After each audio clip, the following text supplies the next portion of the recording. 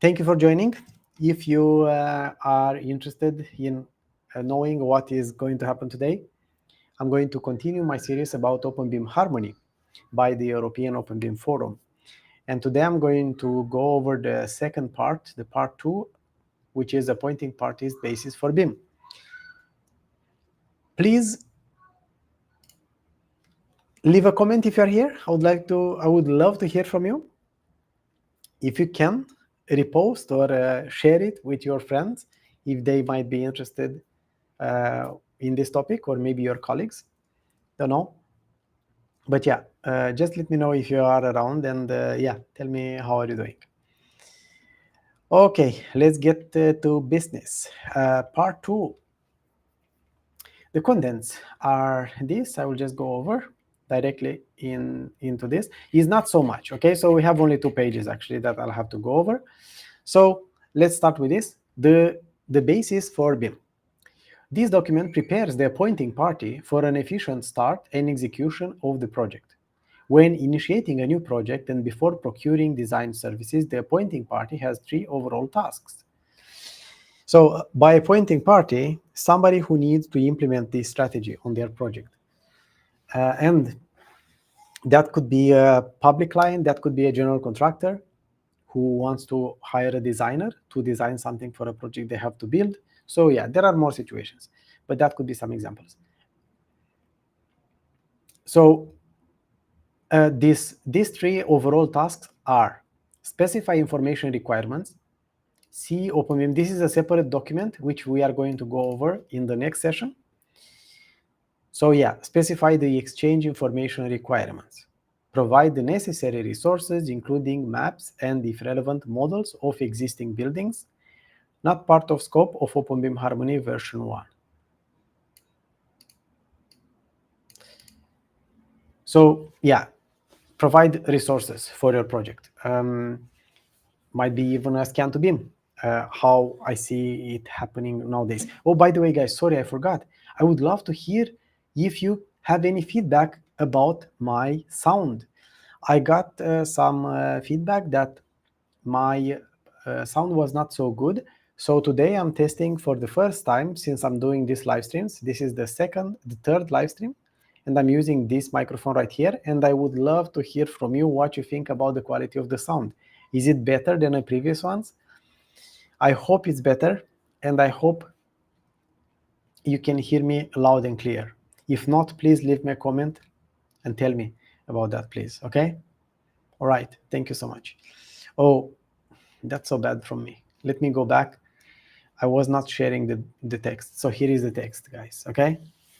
And we are here, like I mentioned first time, the appointing party needs to establish the exchange information requirements, then provide the necessary resources, maps, models of existing building, not part of scope of openBIM Harmony version 1. What does this mean? Where is this? Ah, yeah. Okay, so I'm not really sure how to interpret this. Does this mean that this sentence right here shouldn't be mentioned in this? I'm not sure. This is confusing. Somebody please clarify this for me, okay? I'll have to reach out. Maybe I'm too tired. I'm at the end of the day for me, so maybe I'm too tired to understand. But yeah, like I still see, of course you have to have maps, resources, models, or drawings, whatever, right? You have to have a starting point, whatever you have. And like I said, most of the time nowadays, it's a scan to BIM of an existing situation. Cool. Then the third one, establish a common data environment. See openBIM Harmony Part 2.1 Exchange Information Requirements, Clause 6, and openBIM Harmony Part 3.1 Execution Plan, Clause 3. Cool. Now let's jump into this. Establishing the appointing parties exchange information requirements. The process, yeah, okay, so the process in Process Map 1 describes an ideal situation where the line organization establishes organization information requirements, asset information requirements, and project information requirements. In such a situation, guidelines are clearly described and can easily be transferred to the project's exchange information requirements.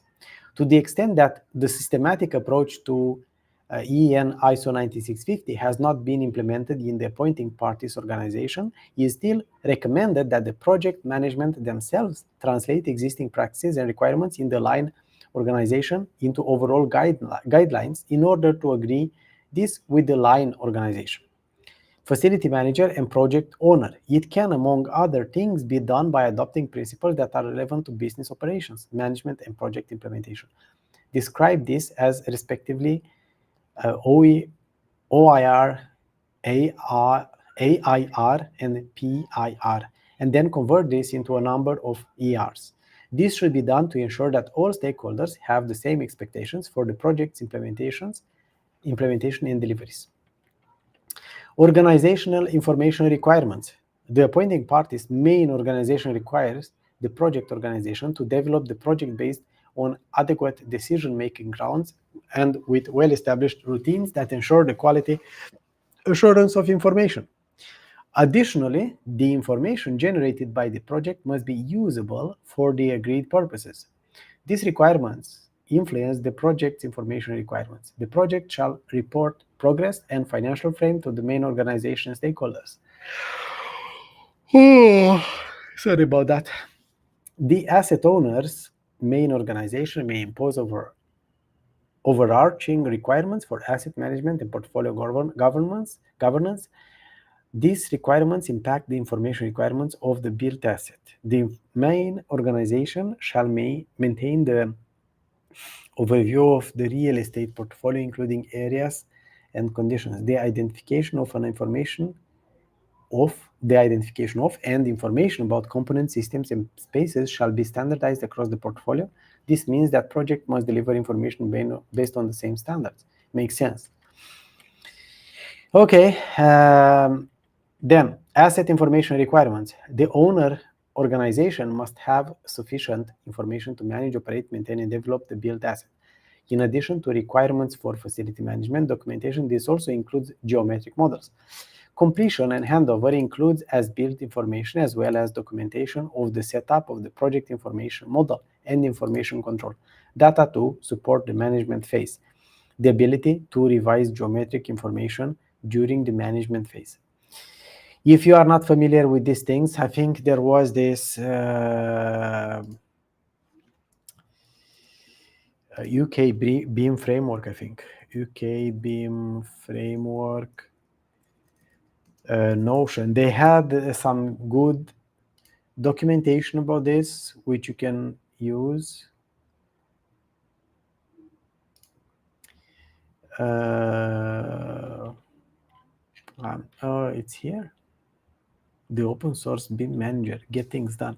Oh, that's interesting. And that's interesting. Get things done. And it's in Japanese as well. That's interesting. But it doesn't have much, only text. Yeah. So the UK BIM framework. This one? I know it was yeah, like if you search, you can find the description of all these things. They used to have a Notion page which was quite well described, but I'm not sure if that's the case anymore. Anyway, you can even use ChatGPT or whatever to understand better what these are. So where was I? Data to support management phase, the ability to revise geometric information during the management phase. Okay, so this has to be described as well. Project information requirements. Derived from the above requirements from the main organization and the project's own information needs, overarching requirements are specified for the information to be delivered. BIM shall be used as the primary method for documentation and decision making.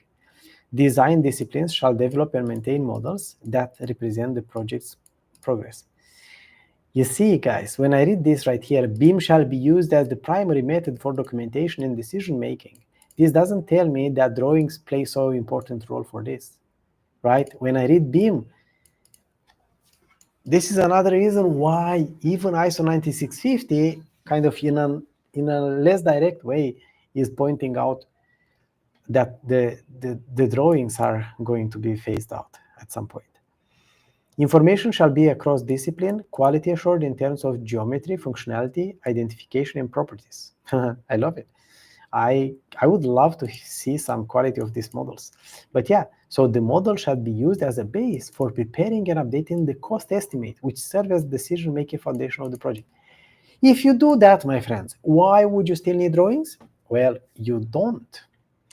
The model shall be used as a basis for preparing and updating planning and production documentation for construction. Yes, the model shall be used. How do you do that if you don't have the right information? And what role does drawings are playing here? Don't have any idea, guys. Yet still many of you are still so entrenched into drawings for some reason. Don't know why. Okay. Hey guys, come on, say something. Say hello. Say hello. Don't just hang in there. Don't just stay there. Don't just lurk. Say something, okay? Cool. Next, exchange information requirements. The exchange information requirements are specified in the part 2, blah, blah, blah.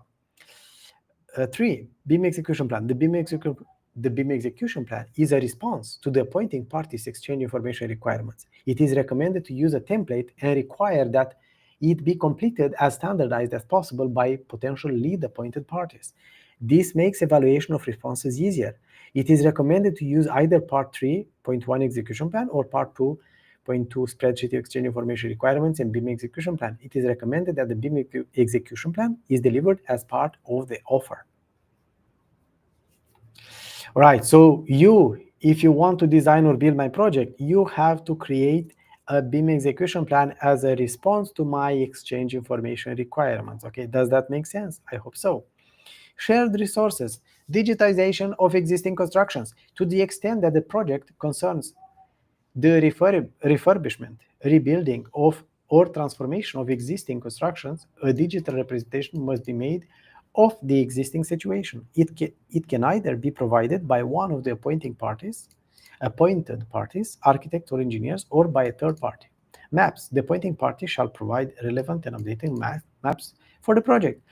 Common data environment. The appointing party shall provide a shared data environment that supports interaction and information handling in accordance with specified use cases covered by the minimum requirement.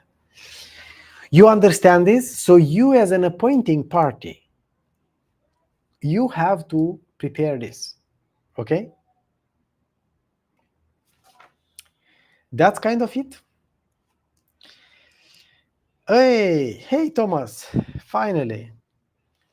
Somebody has written, nice to meet you, Thomas, from Rotterdam. Thank you for joining. Are you familiar with these things, with the openBIM framework?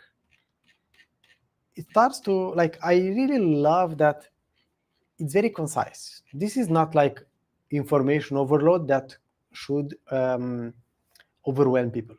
This is something that everyone should manage to read and understand at least to some degree, okay? Compared to if you want to go to all the standards and so on. It's a much concise, a very concise way of putting the critical things that are important on a project. So yeah, there you have it. Let's see, what do we have tomorrow? Tomorrow we have EER. Let's see a preview of this.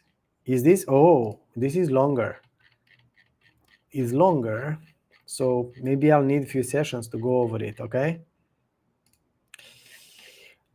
Let's see, do we read me first?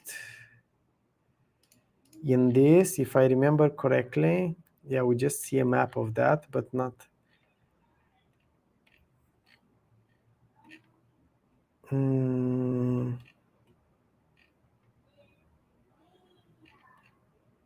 Yeah. Okay, guys, cool. Thank you very much for joining. Hey, nice. Now I get Now I'm going to put these comments and go over them. Now I start to get some comments. So yeah, hey Omar, nice to see you and meet you as well. Thank you for your comment. And Kishtadodi, nice to meet you as well, sir. Welcome aboard. We also have a comment from YouTube, from Quiobo. Buen día, no se da nada de BIM, pero gracias a ti esta es una buena oportunidad de aprender. Gracias. No sé nada. If I understand correctly, our friend right here is saying that he doesn't know much about BIM, but he is being grateful and thanking me for a great chance to learn. You're welcome. My pleasure. Thomas here is saying that I'm not familiar with the openBIM framework, but would like to learn more and see how I can apply it with Victor. Okay. So if you are working for a startup or something like that, I don't think the openBIM framework is something for you. openBIM framework is intended mostly and foremost, the first and foremost, to for the clients, for asset managers, asset owners, for people who have to implement a BIM strategy on their project, on their organization, right? So that's kind of this. But as a service, as a software provider, maybe it's interesting for you as well to learn, to understand what these clients expect, so that you can tailor to offer the support for these workflows using your tool. So yeah, that would be my take on that. So now let's see, Omar. This is a nice overview by Building Smart as information requirements mini book. Yes, I agree. And we are still in just starting. This was kind of, like I said, like a very one of the starting documents. As we saw in the next session about the exchange information requirements, we are going to dive a bit deeper. There are more details, and there is a chance I will need 2 videos, 2 sessions for that. I'm not going to cover it in one. So that's it for today, guys. Thank you so much. Thank you very much for joining. I really appreciate your comments and your questions, and stay tuned for tomorrow around the same time. Depending on my workload, I'm usually doing this around 6 or 7 or 8 latest, usually latest at 8 p.m. Kuala Lumpur time, which is like 6 hours before Central European time. Okay, let's see. Before I go, Kishtadodi is saying, can you please tell me more openBIM sources for more learning? Okay, this is what I covered. It's the European Harmony. Let's see, openBIM Harmony by European openBIM Forum. So if you just search this, let's see if I can.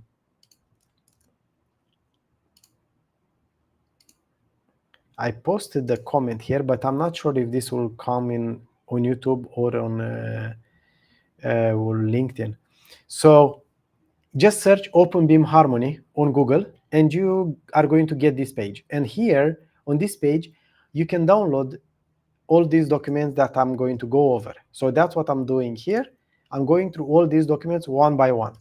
So I went in my first session. You can watch the other videos on my channel. If you go to bimvoice.com, if you go to BIMvoice on my YouTube channel, you can see the session where I covered this one.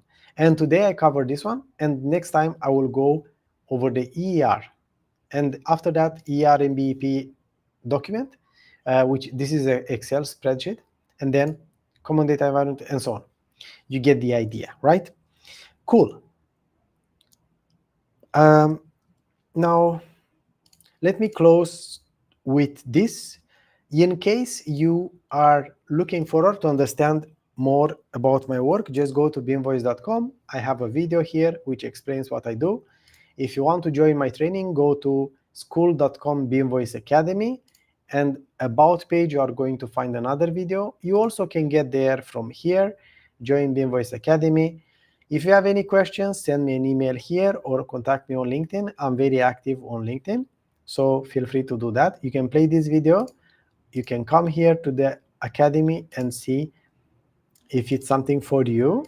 You can get access to many courses here, and you can pay either monthly, either save 40% by joining and paying for 1 year.